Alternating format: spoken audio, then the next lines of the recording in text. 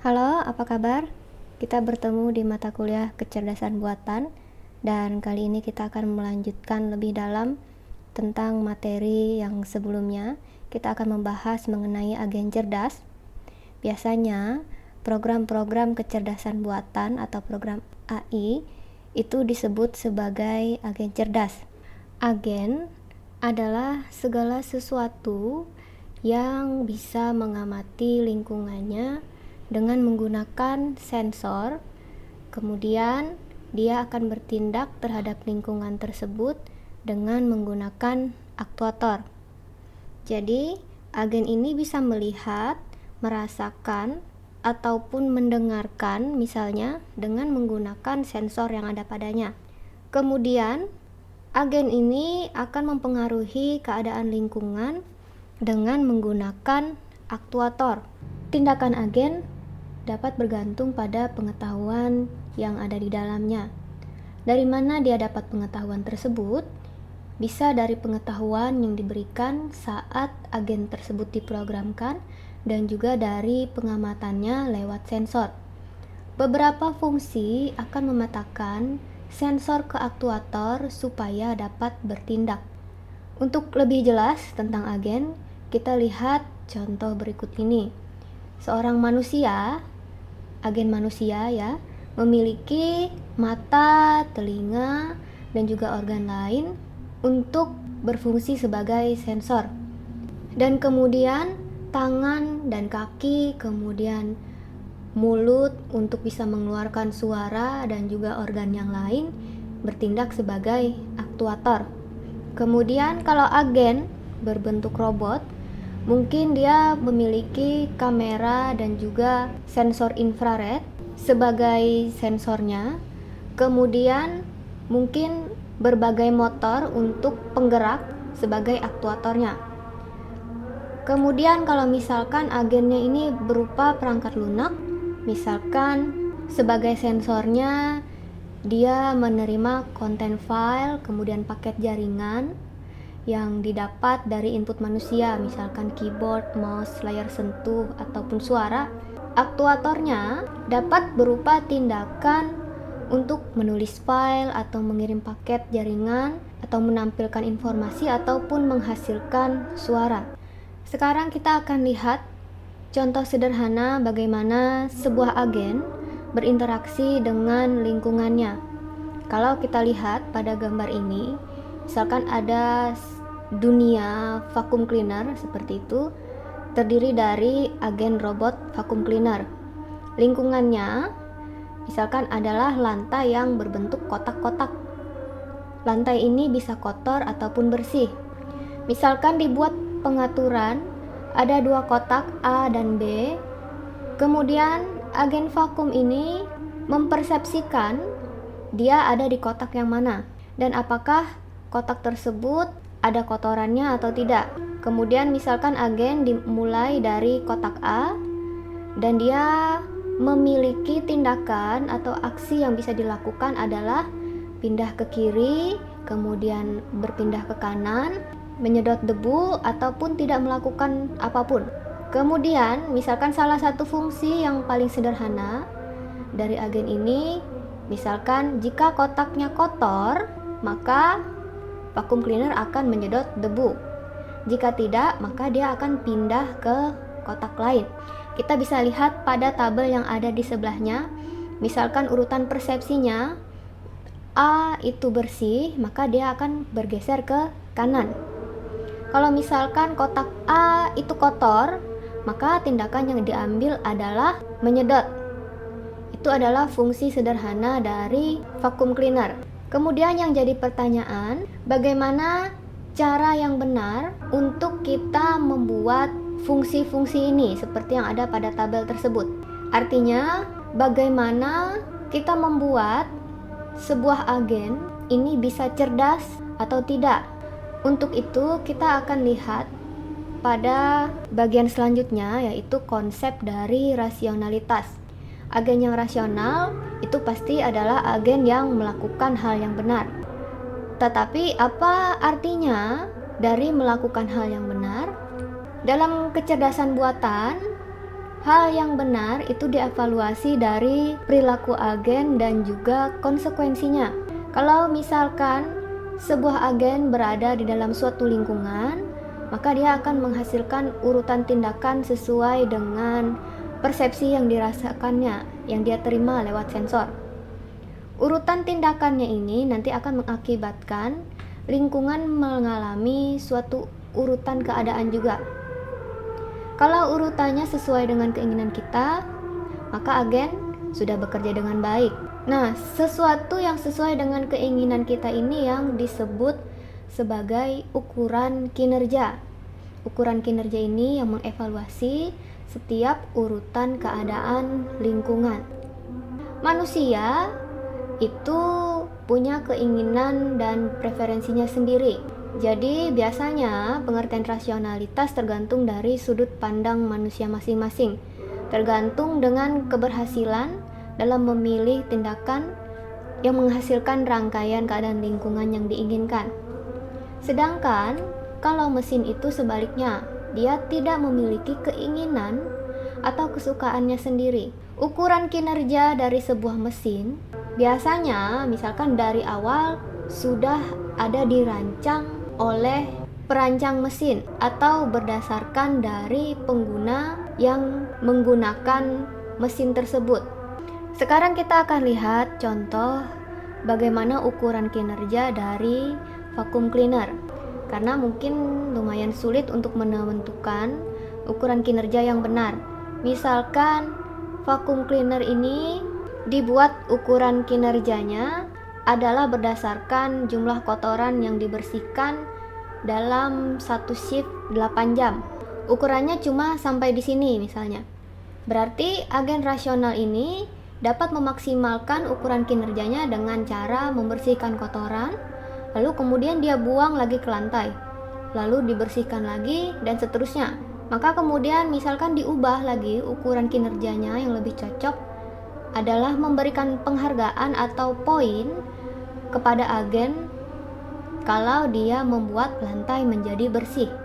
Jadi tidak hanya menyedot lantai atau membersihkan kotoran, tapi juga membuat lantainya menjadi bersih.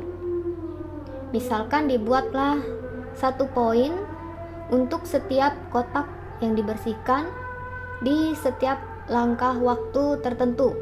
Jadi kalau kita buat secara umum aturannya, lebih baik kita merancang ukuran kinerja sesuai dengan apa yang sebenarnya ingin dicapai seseorang di lingkungan tersebut, daripada menurut cara berpikir agen yang seharusnya berperilaku.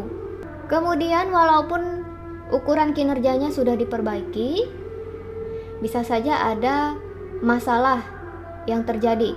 Misalkan tadi dianggap lantai bersih itu berdasarkan kebersihan rata-rata dari waktu ke waktu, tapi kebersihan rata-rata yang sama bisa dicapai oleh 2 agen yang berbeda. Nah, yang satu melakukan pekerjaan yang biasa saja, sedangkan yang lain membersihkan mungkin dengan effort yang lebih besar, tapi membutuhkan waktu istirahat yang lama. Yang mana yang lebih disukai tergantung dari si pembuat ukuran kinerja. Apa yang dimaksud dengan rasional atau rasionalitas itu bisa kita bilang tergantung pada 4 hal. Yang pertama adalah ukuran kinerja yang mendefinisikan kriteria suksesnya, kemudian pengetahuan awal agen tentang lingkungan, kemudian tindakan yang dapat dilakukan agen, dan juga urutan persepsi agen sampai saat ini. Kalau kita ingat kasus dari agen robot untuk penyedot debu sederhana yang membersihkan kotak, kalau kotaknya kotor, maka dia akan pindah ke kotak lain. Kalau kita bayangkan apakah agen dari penyedot debu ini termasuk agen rasional, itu tergantung. Kita harus lihat kembali dulu apa ukuran kinerjanya, apa yang diketahui tentang lingkungan dan juga sensor, aktuator, kemudian apa juga yang dimiliki oleh agen. Misalkan ukuran kerja dari agen penyedot debu ini memberikan 1 poin untuk setiap kotak yang bersih di setiap langkah waktunya, misalnya selama masa pakai 1000 langkah waktu. Kemudian permukaan lingkungan itu diketahui oleh agen ya, berarti ini pengetahuan awalnya tentang lingkungannya, tapi tempat kotoran dan juga lokasi awal agennya tidak diketahui. Kemudian tindakan yang bisa dilakukan agen adalah geser ke kanan, ke kiri, kemudian pindah ke satu kotak, kecuali kalau misalnya agen ada di luar lingkungan. Tapi dalam hal ini agennya ada tetap berada di tempatnya. Kemudian tindakan yang tersedia berarti hanya kanan, kiri, dan sedot. Dan agen mengetahui lokasinya dengan benar. Kalau dalam keadaan seperti ini, agennya memang rasional.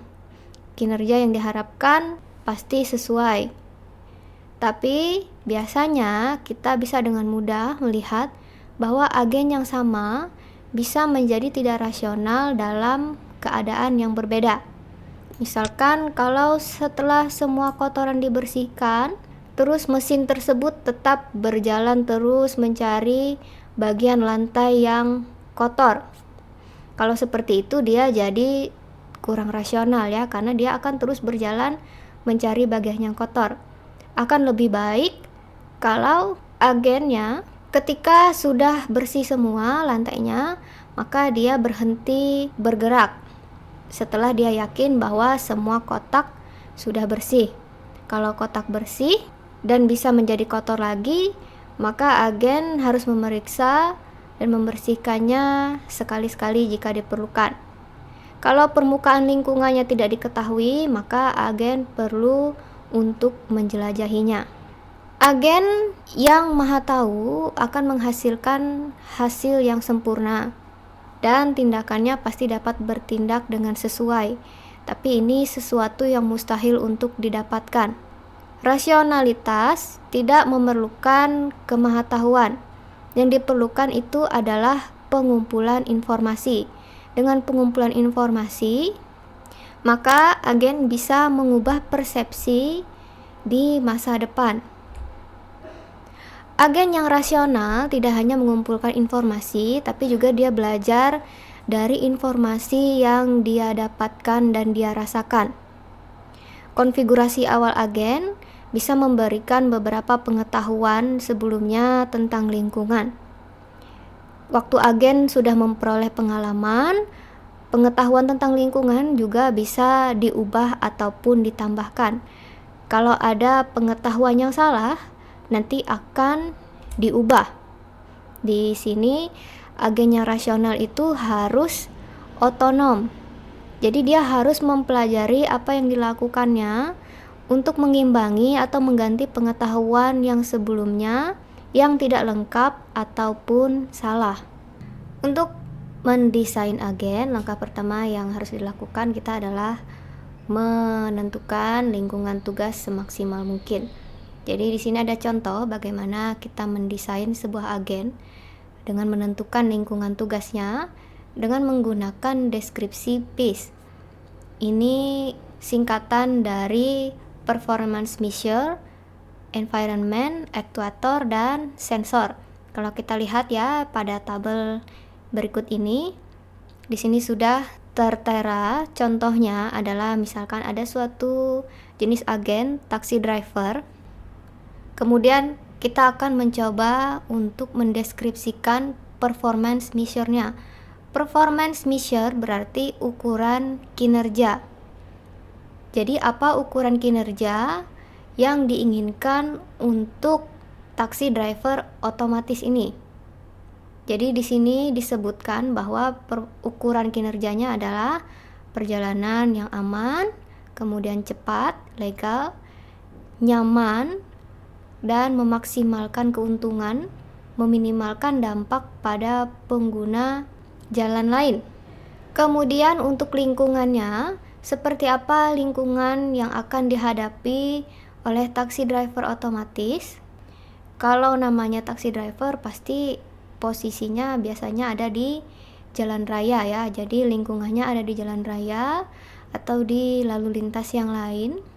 Kemudian lingkungannya lalu lintas itu ada polisi, pejalan kaki biasanya. Kemudian karena ini adalah taksi, jadi taksi juga harus berinteraksi dengan calon penumpang dan juga penumpang aktual. Berarti penumpang atau pelanggan ini juga menjadi lingkungan dari agen taksi. Dan juga yang terakhir adalah cuaca. Jadi dalam mendesain lingkungan, semakin terbatas lingkungannya yang dideskripsikan akan semakin mudah dalam mendesain agennya. Kemudian aktuator untuk taksi driver otomatis ini, yang pertama adalah kemudinya, jadi kemudi otomatis, kemudian akselerator dan juga rem, kemudian diperlukan juga sinyal, klakson, dan output atau tampilan layar, dan juga ucapan ini maksudnya untuk penyintesis suara untuk berbicara kembali kepada penumpang. Kemudian untuk sensornya dideskripsikan diperlukan kamera sehingga taksi driver otomatisnya ini bisa melihat dengan menggunakan kamera, kemudian radar dan juga speedometer untuk bisa mengendalikan kecepatan dari kendaraan dan juga GPS. Setelah itu dibutuhkan juga sensornya, sensor untuk mesin, kemudian akselerometer, mikrofon dan juga layar sentuh. Jadi itu contoh bagaimana mendesain agen dengan mendeskripsikan performance measure-nya, environment, aktuator dan juga sensor. Sekarang kita akan lihat beberapa contoh lain. Ada medical diagnosis system. Ini sistem untuk mendiagnosis medis ya. Jadi ukuran performance-nya adalah pasiennya sehat, kemudian mengurangi biaya. Itu ukuran dari performance-nya. Kemudian lingkungannya adalah pasien, rumah sakit dan juga staf. Yang menjadi aktuatornya adalah tampilan untuk pertanyaan, kemudian tes, diagnosa, dan juga treatment atau perawatan. Sensornya untuk menerima masukan dengan menggunakan touchscreen atau masukan suara untuk menemukan gejala. Kemudian contoh lain adalah sistem analisis gambar satelit. Ukuran kinerjanya adalah kategorisasi objek yang benar dan juga medan. Dan lingkungannya adalah satelit yang mengorbit, kemudian downlink dan juga cuaca. Dan aktuatornya berupa tampilan dari kategorisasi tempat, kemudian sensornya berupa kamera digital dengan resolusi tinggi. Jenis-jenis lingkungan di dalam kecerdasan buatan bisa dibagi menjadi beberapa jenis. Yang pertama itu adalah fully observable dan partially observable. Kalau fully observable itu artinya sepenuhnya lingkungannya bisa diamati. Sedangkan kalau partially observable artinya bisa diamati sebagian saja.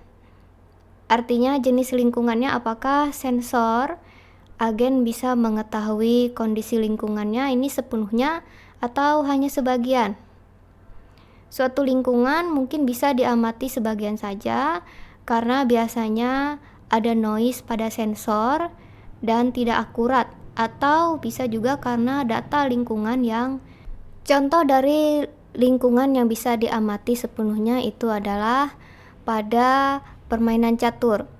Kalau dalam game permainan catur ya, agen bisa melihat semua langkah-langkah dari setiap anak-anak catur. Jadi sudah ditentukan langkah-langkah atau sudah diketahui langkah-langkah yang akan dijalankan untuk masing-masing anak-anak catur. Sedangkan kalau contoh dari Partially observable atau hanya dapat diamati sebagian saja adalah contoh dari permainan kartu poker. Kenapa dia hanya bisa diamati sebagian saja? Karena untuk mengetahui langkah selanjutnya, artinya dia untuk mengetahui lingkungannya, maka perlu ingatan dari agen. Apa kartu yang sudah keluar dan juga kartu apa yang dimiliki oleh agen. Kartu yang belum keluar tidak diketahui oleh agen. Jadi, untuk bisa mengambil keputusan, dia membutuhkan ingatan dan analisisnya. Sedangkan kalau permainan catur tadi, mau dia langkahnya seperti apa, semuanya bisa diketahui. Seperti itu ya lingkungannya. Kemudian selanjutnya adalah single agent dan multi agent, artinya agen tunggal dan juga agen banyak. Apakah agennya bertindak sendiri atau ada lawan? Misalkan kalau agen yang single atau agen sendiri ini, misalkan untuk permainan teka-teki silang, kemudian agen komputer ini bekerja sendiri untuk memecahkan teka-teki silang. Jadi dia berada dalam lingkungan agen tunggal. Sedangkan kalau contoh dari multi agent itu adalah kalau dalam permainan catur kemudian ada dua agen yang bermain, ini bisa disebut sebagai multi agen yang kompetitif. Atau bisa juga kalau dalam lingkungan taksi otomatis. Untuk bisa menghindari tabrakan, akan memaksimalkan ukuran kinerja semua agen. Jadi ada banyak agen di dalam lingkungan taksi otomatis yang bekerja sama. Jadi ini merupakan lingkungan multi agen yang kooperatif. Tapi ini kalau jenisnya adalah satu taksi otomatis. Bagaimana kalau misalkan ada dua mobil yang otomatis? Maka ini bisa disebut sebagai, kalau kondisinya supaya bisa mendapatkan tempat parkir, jadi siapa yang cepat gitu ya mobilnya, itu yang mendapatkan tempat parkir, maka berarti ini akan jadi multi agen yang kompetitif. Kemudian jenis yang selanjutnya itu adalah deterministik dan juga stokastik. Kalau keadaan lingkungan berikutnya itu sepenuhnya ditentukan oleh keadaan lingkungan saat ini dan kemudian tindakan yang akan dilakukan oleh agen dan juga tindakan yang dijalankan oleh agen, maka ini bisa disebut sebagai lingkungan deterministik. Kalau tidak, maka bisa dibilang ini adalah lingkungan stokastik. Contohnya, kalau lingkungan deterministik itu adalah pada permainan catur. Dalam permainan catur, langkah selanjutnya itu tergantung dari kondisi posisi anak catur dan langkah dari anak catur yang sebelumnya. Kalau dalam kebanyakan situasi nyata ya, biasanya situasinya lumayan kompleks, jadi tidak mungkin untuk bisa melacak semua aspek yang tidak teramati. Jadi, maka biasanya lingkungan harus diperlakukan sebagai stokastik atau non-deterministik. Contohnya adalah lingkungan untuk mengemudi taksi otomatis, itu jelas bukan lingkungan yang deterministik, karena kita tidak bisa memprediksi perilaku di dalam lalu lintas. Selain itu bisa juga terjadi beberapa hal, misalkan ban mobilnya bocor secara tidak terduga dan kemudian mesinnya bisa juga berhenti tanpa ada peringatan. Lingkungan stokastik ini biasanya secara eksplisit berhubungan dengan probabilitas. Misalkan ada kemungkinan 25% besok hujan. Jadi seringkali kalau stokastik ini maksudnya kebalikan dari deterministik, bisa dipakai istilah non-deterministik. Jika ada kemungkinan itu tidak diukur, misalkan ada kemungkinan besok hujan, itu ya, tapi tidak ada probabilitasnya, itu disebut sebagai non-deterministik. Selanjutnya adalah jenisnya episodik dan sekuensial. Kalau dalam lingkungan episodik, pengalaman agen dibagi menjadi beberapa episode.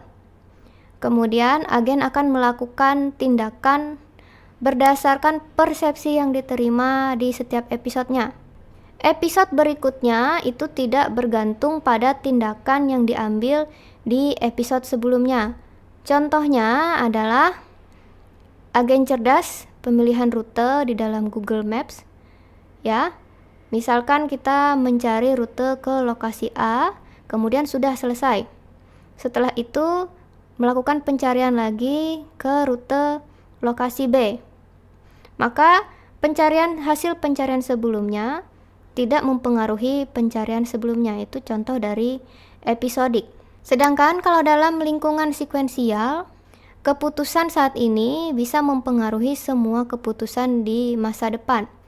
Contohnya itu adalah permainan catur dan juga taksi. Dari kedua kasus, tindakan yang dilakukan sekarang pasti akan memiliki konsekuensi jangka panjang untuk di lingkungan selanjutnya.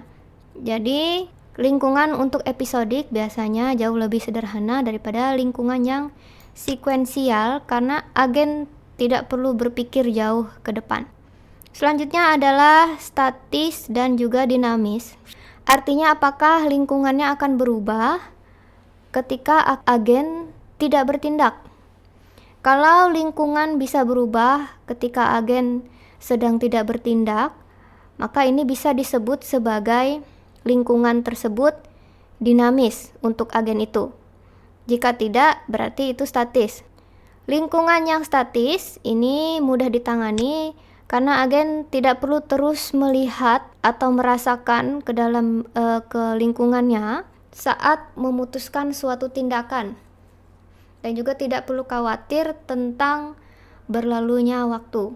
Sedangkan kalau di lingkungan yang dinamis, maka harus terus-menerus menanyakan agen apa yang ingin dilakukannya. Kalau belum diputuskan, maka dianggap sebagai memutuskan untuk tidak melakukan apa-apa. Kalau lingkungannya sendiri tidak berubah dengan berlalunya waktu, tapi kinerja agennya berubah, maka ini bisa juga disebut sebagai lingkungan yang semi dinamik. Contoh dari lingkungan yang statis adalah dari permainan teka-teki silang. Karena mau berapa lama langkah kita mencoba memecahkan masalah agennya, apakah agennya bergerak atau tidak, bekerja atau tidak, lingkungannya tetap begitu-begitu saja. Sedangkan kalau lingkungan yang dinamis, contohnya itu adalah kemudi taksi otomatis, ya, karena mobil lain dan juga taksinya terus bergerak, sementara algoritma mengemudinya juga harus terus berpikir tentang apa yang harus dilakukan selanjutnya. Kemudian, kalau permainan catur, jika dimainkan dengan menggunakan batas waktu, maka dia sifatnya adalah semi dinamis. Selanjutnya adalah discrete dan continuous atau discrete dan lanjutan. Perbedaan antara discrete dan continue ini berlaku untuk keadaan lingkungan, cara waktu ditangani, dan untuk persepsi serta tindakan agen. Kalau discrete, jumlah aksi dan persepsinya terbatas.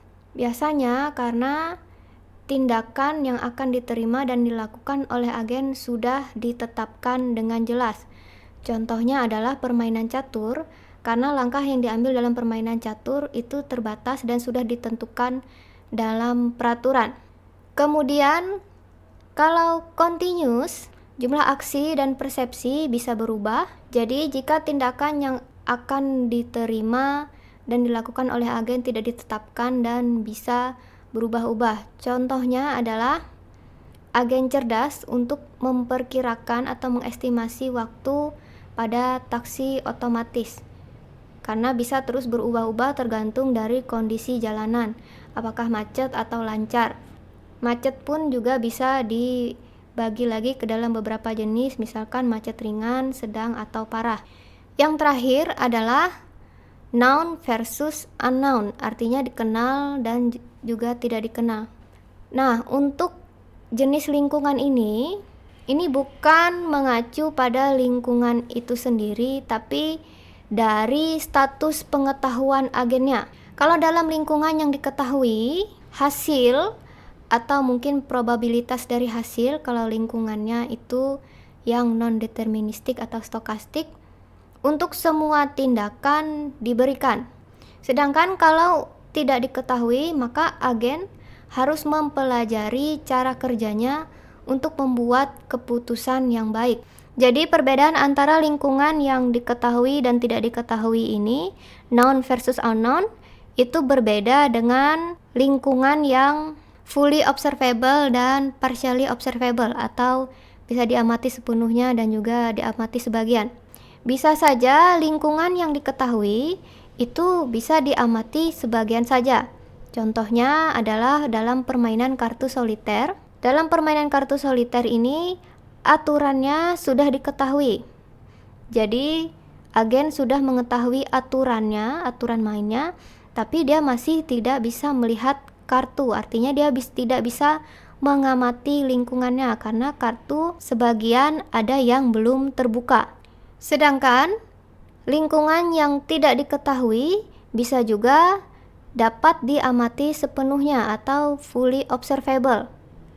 Contohnya adalah dalam permainan video game yang baru, layarnya mungkin akan menampilkan status game secara keseluruhan, tapi masih agen tidak tahu fungsi tombol sampai dia mencobanya. Contohnya seperti itu ya. Ukuran kinerja ini mungkin tidak diketahui, biasanya baik karena perancang tidak yakin bagaimana dia merancangnya dengan benar, atau karena pengguna akhir tidak diketahui preferensinya.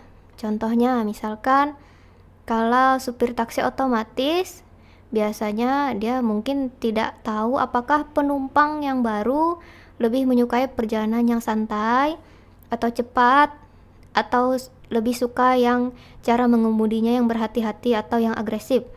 Atau contoh lain adalah asisten pribadi virtual awalnya tidak mengetahui apapun tentang kesukaan atau preferensi pribadi dari pemiliknya yang baru. Jadi dalam kasus seperti ini, agen bisa mempelajari lebih lanjut tentang ukuran kinerja berdasarkan interaksi selanjutnya dengan perancang atau pengguna. Dalam kecerdasan buatan, kita merancang program agen yang mengimplementasikan fungsi agen. Program ini akan berjalan pada perangkat komputasi dengan sensor fisik dan juga aktuatornya. Ini bisa disebut sebagai arsitektur agen. Jadi, sebuah agen kecerdasan buatan terdiri dari program dan arsitektur. Program yang kita pilih harus program yang sesuai dengan arsitekturnya. Kalau program akan merekomendasikan tindakan misalkan berjalan, maka arsitekturnya sebaiknya pasti harus memiliki kaki. Kemudian kalau arsitekturnya adalah sebuah PC biasa atau mungkin mobil robotik dengan memiliki beberapa komputer, kamera, dan juga sensor lainnya. Secara umum, arsitektur membuat persepsi dari sensor tersedia untuk program, menjalankan program, dan memberikan pilihan tindakan program kepada aktuator saat dihasilkan. Jadi sederhananya, program itu adalah otaknya dan arsitektur adalah bentuk fisik dari agennya. Selanjutnya, kita akan membahas tentang 4 jenis program agen dasar yang merupakan prinsip-prinsip dari hampir semua sistem cerdas. Yang pertama adalah Simple Reflex Agent, kemudian Model Based Reflex Agent, kemudian Goal Based Agent, dan Utility Based Agent. Yang terakhir akan kita bahas tentang Learning Agent. Pertama kita akan membahas tentang Simple Reflex Agent. Jadi ini adalah agen yang paling sederhana, dan agen-agen ini memilih tindakan berdasarkan persepsi saat ini atau yang terbaru. Misalkan contohnya agen vakum pada contoh yang sebelumnya adalah agen refleks yang sederhana, karena keputusannya hanya berdasarkan pada lokasi saat ini dan apakah lokasi tersebut mengandung kotoran.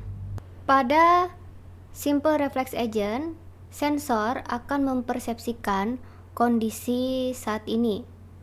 Kemudian, dengan aturan kondisi aksi yang ada pada agen, ini akan memungkinkan agen untuk bertindak sesuai dengan kondisinya saat itu.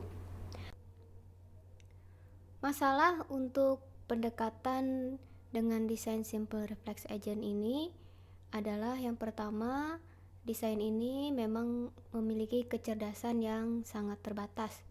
Kemudian juga tidak memiliki pengetahuan tentang bagian non-perseptual dari keadaannya saat ini. Sebagian besar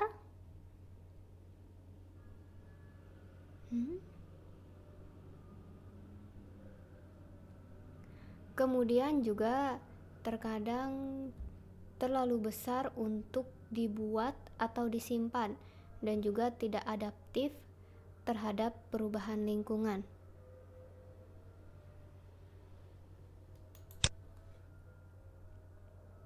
Selanjutnya, model based reflex agent. Ini adalah agen yang berbasis model. Dia bisa bekerja di lingkungan yang bisa diamati sebagian dan juga dia bisa melacak situasinya. Agen yang berbasis model ini dia memiliki dua faktor penting. Yang pertama adalah model.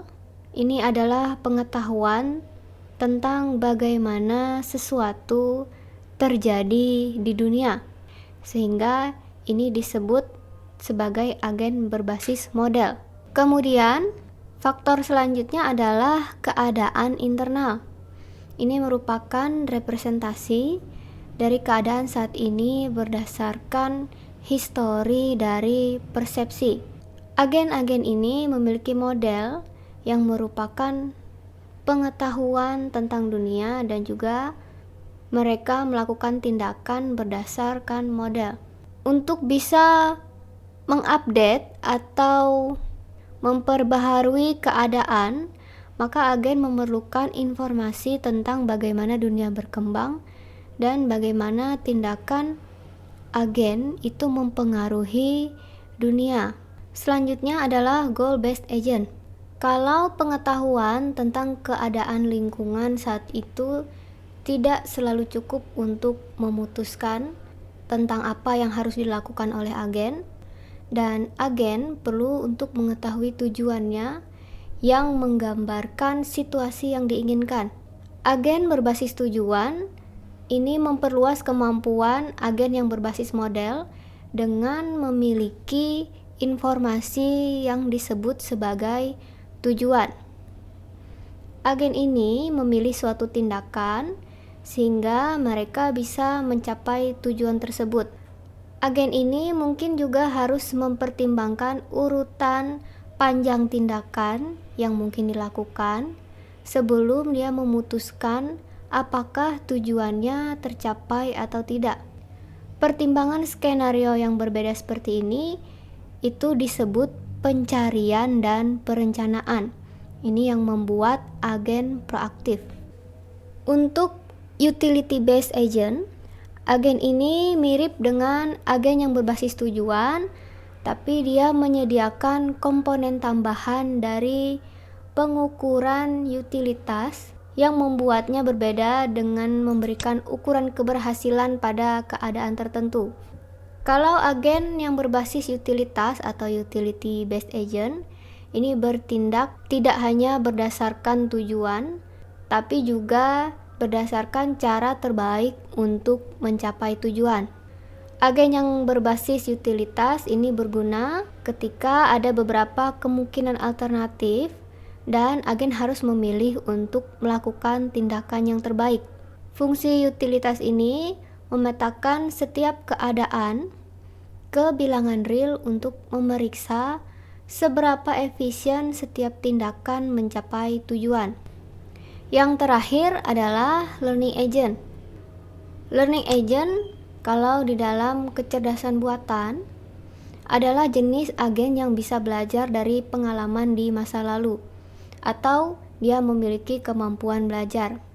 Agen ini mulai bertindak biasanya dengan awalnya memiliki pengetahuan dasar, kemudian dia bisa bertindak dan beradaptasi secara otomatis melalui pembelajaran. Sebuah agen pembelajaran atau learning agent ini punya 4 komponen konseptual.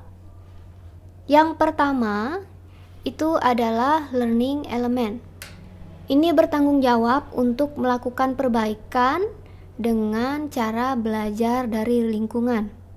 Kemudian kritik, di mana elemen pembelajaran atau learning element mengambil feedback atau umpan balik dari kritik yang menjelaskan bahwa seberapa baik agen melakukan yang berhubungan dengan standar kinerja yang tetap. Kemudian selanjutnya adalah performance element. Ini bertanggung jawab untuk memilih tindakan eksternal. Dan yang terakhir adalah problem generator. Kalau komponen ini bertanggung jawab untuk menyarankan tindakan yang akan menghasilkan pengalaman baru dan informatif.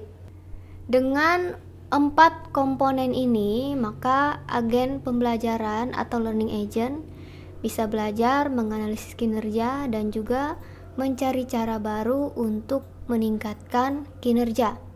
Jadi demikian materi kita tentang agen cerdas. Kita sudah mengetahui banyak tentang apa yang dimaksud dengan agen dan juga lingkungannya, jenis-jenis lingkungannya dan juga jenis-jenis agen. Jadi sampai jumpa pada pertemuan kita selanjutnya.